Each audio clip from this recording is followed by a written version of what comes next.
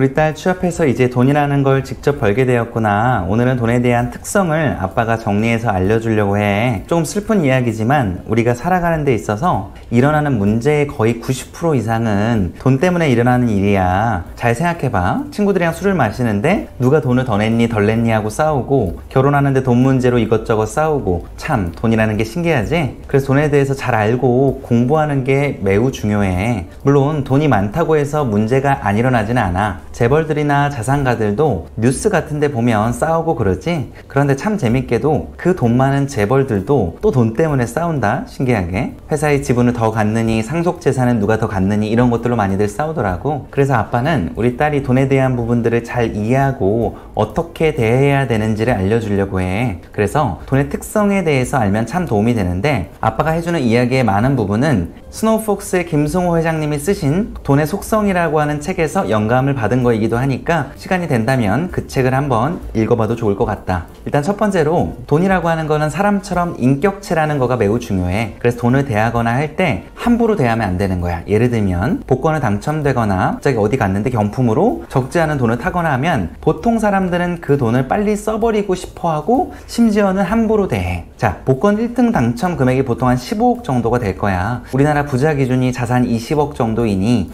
복권을 당첨을 됐다라고 하면 거의 부자 정도의 근방에 가겠지. 그런데 복권에 당첨된 사람들 중에 많은 사람들이 몇 년 안에 그 돈을 다 탕진하고, 심지어 복권 당첨 이전의 삶보다도 훨씬 더 못하게 되었다는 기사를 본 적이 있을 거야. 그건 그 사람들이 돈을 대하는 태도가 아마 가벼워서일 거야. 복권으로 당첨된 꽁돈이어도 그 돈을 잘 대해주고 관리해주면 참 좋을 텐데 그런 부분이 좀 아쉬워. 아빠는 만약에 복권이 당첨이 돼서 15억 정도의 자산이 생긴다고 하면 그 원금은 건드리지 않고 그 원금으로 불어난 이자로만 아마 생활을 할 거야. 예를 들면 주식으로 이야기를 하자면 NH투자증권 우라고 하는 기업이 있어. 이 기업은 배당 수익률로 약 7.66% 정도를 주고 있어. 만약에 15억 정도의 금액을 해당 기업에 투자한다고 가정해 볼게. 그럼 매년 발생하는 이자가 약 1억 원 정도가 될 거야. 아빠는 이 돈으로 하고 싶은 거, 사고 싶은 거, 이런 것들을 살 거고, 만약에 가능하다라고 하면 이 돈을 더 저축하기 위한 방법들을 마련하지 않을까 싶어. 그런데 대부분의 사람들은 돈이 생기면 바로 이런 생각을 하더라고.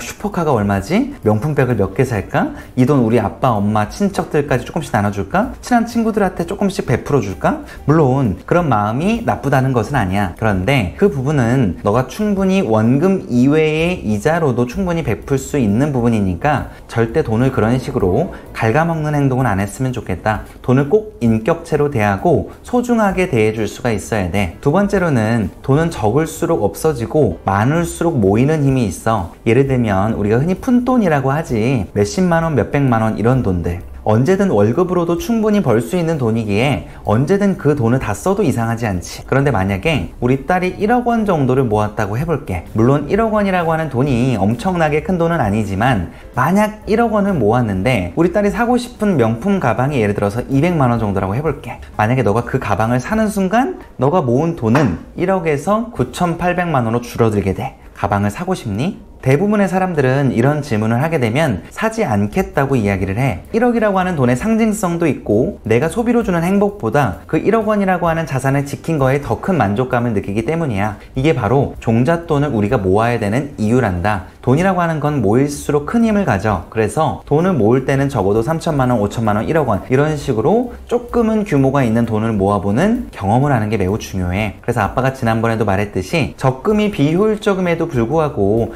해보라고 한 이유는 목돈을 어느 정도 모아보는 경험을 해보게 해주기 위함이었어. 그리고 적금이 너무 금리가 적으면 채권이라고 하는 금융상품을 해보라고도 이야기해줬던 거 기억나지? 그렇게 목돈을 모아가면 돼. 자, 세 번째로는 돈은 상대적인 가치를 가져. 우리가 TV 같은 곳을 보면 어려운 사람들이 많이 나오지. 나는 우리 딸이 돈을 벌고부터 적은 금액으로라도 꼭 기부를 해봤으면 좋겠어. 기부라는 게 별게 아니야. 매달 2만원, 3만원 여유가 된다면 10만원, 20만원 정도의 금액을 나보다 어려운 사람을 위해서 나누는 거야. 얼마 정도의 금액을 해야 될지 모르겠다고? 그러면 네 월급의 1% 정도를 나눈다고 생각하면 돼. 월급이 예를 들어서 300만원이면 한 3만원 정도를 나누면 돼. 그런데 이런 기부를 왜 해야 되냐고? 자, 잘 생각해봐. 너한테 2, 3만 원 정도의 돈은 정말 친구들과 밥 한 끼 먹고 차 한 잔 마시거나 아니면 술 한 번 먹으면 끝나는 돈이지. 그런데 그 2, 3만 원 정도의 돈이 누군가한테는 엄청나게 귀하게 쓰여질 수도 있는 돈이야. 당장 먹을 밥을 살 돈 몇천 원이 없어서 밥을 굶기도 하고, 누군가는 그 얼마의 돈이 없어서 아픈데도 치료를 못 받기도 하거든. 그런데 너의 그 작은 나눔이 그 사람에게는 엄청나게 큰 힘이 될 수 있어. 너한테는 뭐가 좋냐고? 너는 그 나눔을 통해서 더 큰 것들이 아마 올 거야. 무슨 말이냐고? 너가 좋은 마음으로 너의 돈을 나눴잖아. 그러면 보통은 너에게 더 좋은 기회들, 좋은 일들이 아마 찾아올 거야. 안 믿길 수도 있지만 아빠는 기부를 하고 나서부터 정말 하는 일마다 신기하게도 잘 풀렸던 것 같아.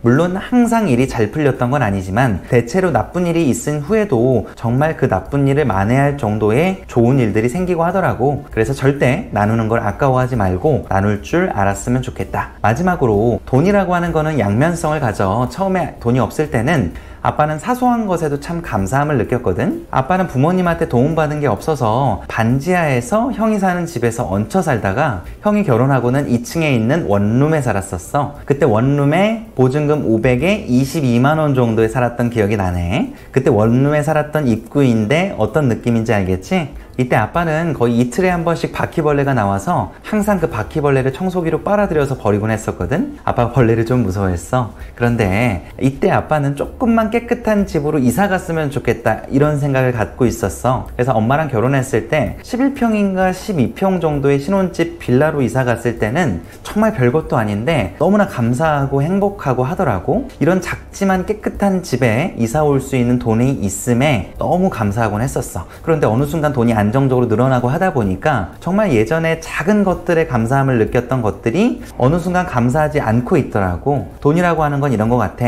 없을 때는 정말 그 돈 몇 푼이 간절하고 감사했는데 어느 정도 돈이 생기니까 너무나 당연해지더라고. 그런데 그 당연함을 갖는 순간 또 당연하지 않은 시련들이 또 오더라고. 그래서 나는 우리 딸이 돈이라고 하는 거가 너의 곁에 있음에 항상 감사하고 적은 돈으로도 할 수 있는 것들에 감사함을 느꼈으면 좋겠어. 연예인들 보면 모든 것들을 다 이루고 돈이 넘쳐나니까 다 그런 건 아니지만 마약에도 빠지고 안 좋은 것들에 손을 대기 시작하잖아. 그런데 우리 딸은 돈에 대해서 항상 감사함을 느끼고 겸손해졌으면 좋겠다. 자, 오늘 우리 딸에게 돈의 특성에 대해서 설명을 해줘 봤어. 정리를 한번 해볼까? 첫 번째, 돈을 인격체로 대하고 진중한 마음으로 대할 것. 두 번째, 돈은 뭉칠수록 힘을 갖기에 종잣돈을 모으는 경험을 할 것. 세 번째, 돈은 상대적인 가치를 가지므로 꼭 적은 금액으로라도 나눌 수 있는 기부를 할 것. 마지막으로, 돈은 양면성을 갖게 하니까 꼭 작은 것에도 감사하고 겸손해지는 거. 이 네 가지를 우리 딸이 잘 이해한다고 하면 분명 돈이 널 떠나는 일은 없을 거야. 꼭 네 가지 잘 기억해서 실행하길 바란다. 사랑한다, 우리 딸.